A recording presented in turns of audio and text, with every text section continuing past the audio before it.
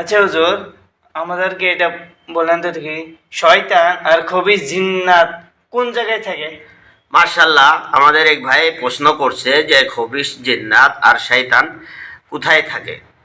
তো শয়তান আর খাবিস জিন্নাত তো এক তো চৌরাহির মাধ্যমে থাকে, যেখানে তিনালি থাকবো ওই জায়গা থাকে, আর গুসুলখানায় থাকে, আর বাইতুল খালায় থাকে।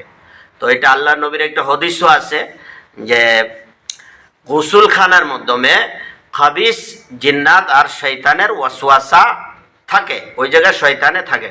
ওই জন্য আল্লাহ নবী দোয়া শিখিয়ে দিয়েছে যে তোমরা যখন হাম্মামে যাও, গোসলখানায় যাও, তখন তোমরা দোয়া পড়ে নিও।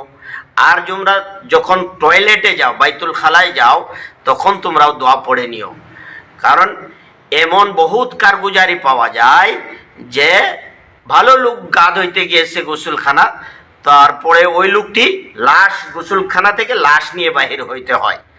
তো সেই জন্য আল্লাহ নবী বলেছে যে খাবিস জিন্নাতের খাবিসি থেকে আর মরদুর শয়তানের ওয়াসওয়াসা থেকে বাইচে থাকার দোয়াটা আল্লাহ নবী শিখিয়ে দিয়েছে।